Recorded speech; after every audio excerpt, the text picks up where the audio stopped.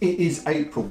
It's April 2021 and many of us have more spare cash in the bank than we normally would because basically we haven't been blowing it down the pub or in restaurants, theatres, gigs and in clubs. It's been actually quite good for my pocket. Anyway, we've now all redecorated our houses and are beginning to eye that perfectly good Krups coffee maker and wondering whether it's time to update it because we've seen some adverts on Facebook or TV and they've got the same model updated in different colours. Oh look Gerald, now they do them in lantern blue. It would go perfectly with our battery powered salt and pepper grinders with the little lights. Shall we? Shall we?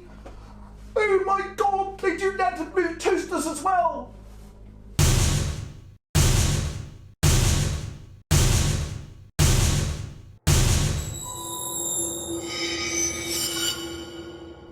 We don't know we've been born. A Krups coffee maker, a Coleone toaster, a coffee bean grinder, a NASA microwave, a Britney Spears double oven and a 6-burner hob, a waste disposal unit so you don't even have to look at the food as you throw it away, a Gucci dishwasher, a Hattori Hanzo electric carving knife, one of those little parmesan graters you see in restaurants that you can never find when you actually need it, the Bordeaux limited edition electric corkscrew for knobs, a Mike Tyson sandwich toaster, a Zebedee slow cooker that we're always in too much of a hurry to actually use. Is there a fast setting? And of course the pair of Jimmy Choo battery powered salt and pepper grinders with the little lights that you can season your chicken tikka masala from the Star of India even in the event of a power cut.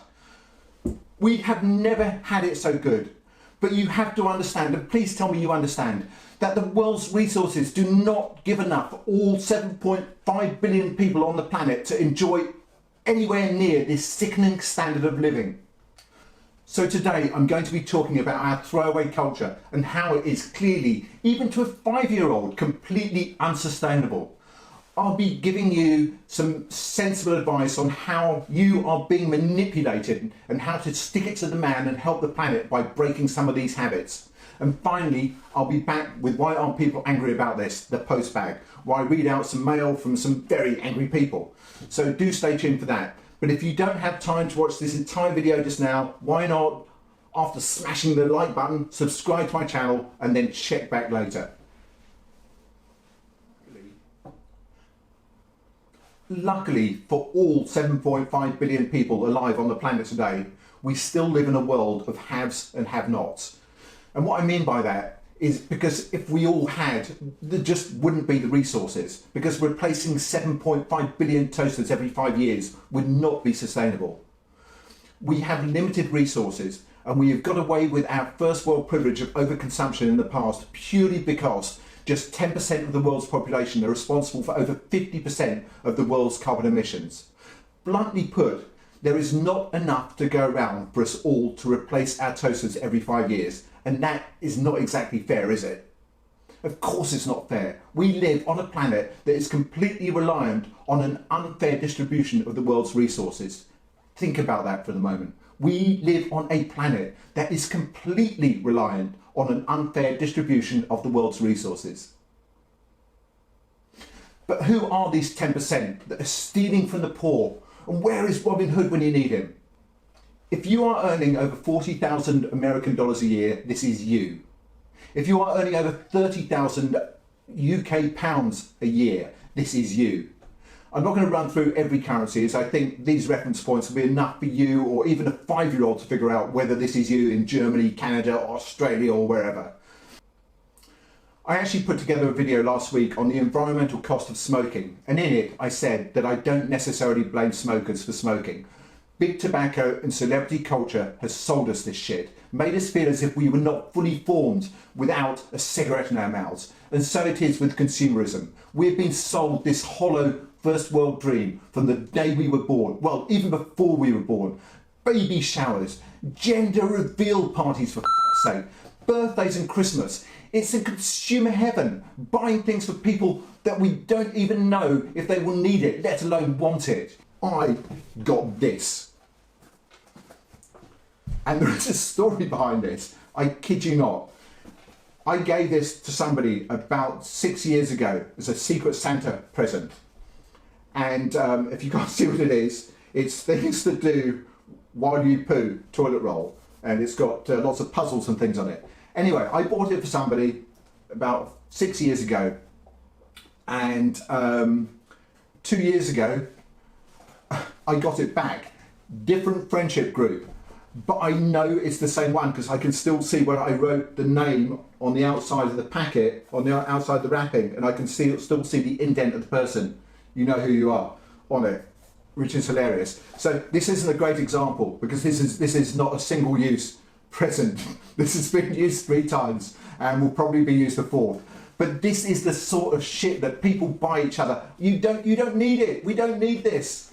But present buying is just one of the ways that the psychology of the store persuades you to willingly part with money for stuff you almost certainly don't need, but want. And there's several ways they do this, and I'm going to run through 6 ways just now. So let's start with the first.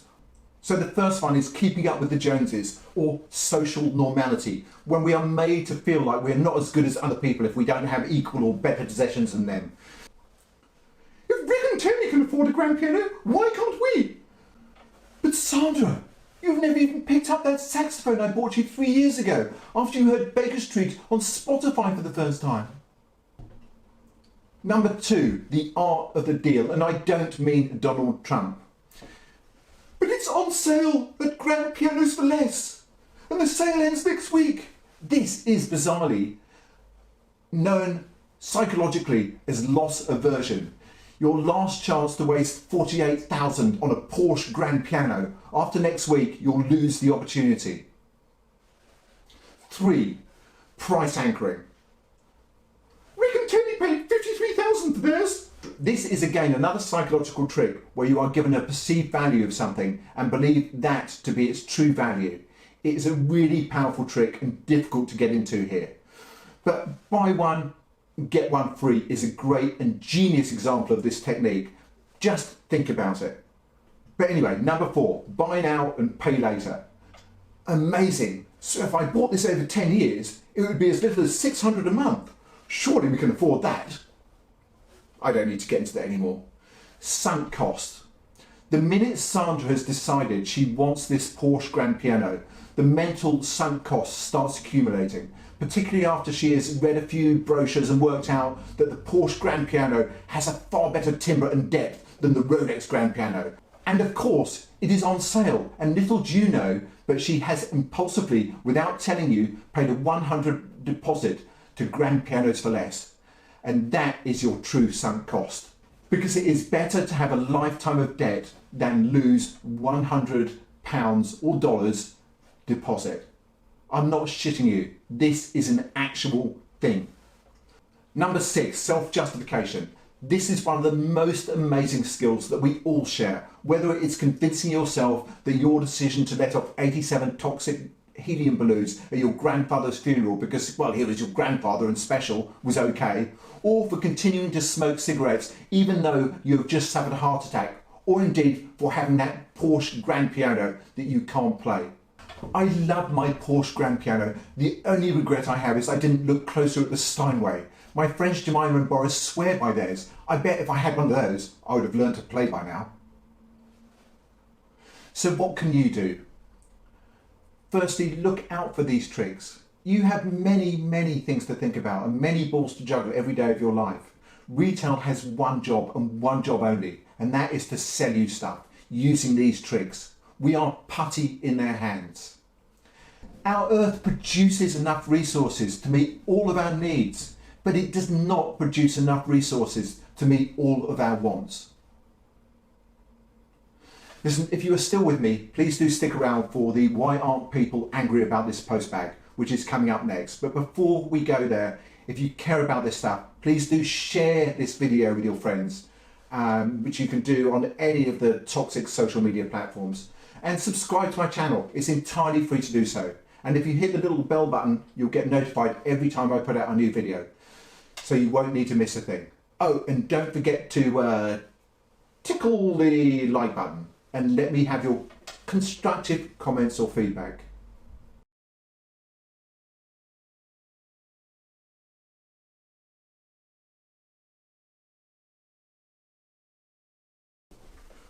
I think somebody's been cheating, Lucy.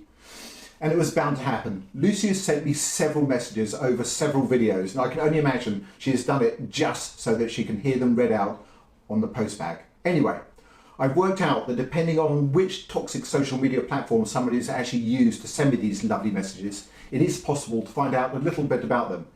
And so it is with Lucy. Lucy spent some time with me, so I've spent some time with Lucy.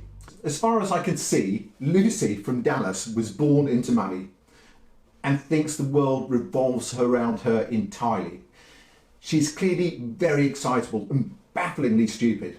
She has flung herself into several relationships with men that are either too mean, too clever, or too nice for her. And quite honestly, if you didn't keep sending me these messages, I think I would honestly feel quite sorry for her.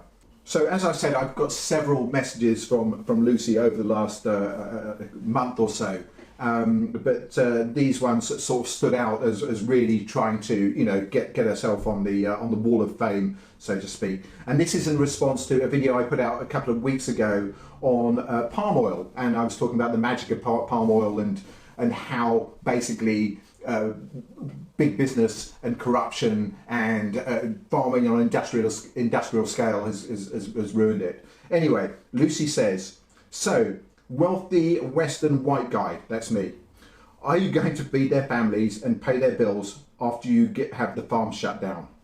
Are the apes going to feed and educate them? Ridiculous. So all these filthy things need over 200 fruits and 20 miles of suave per day. I don't know what that is.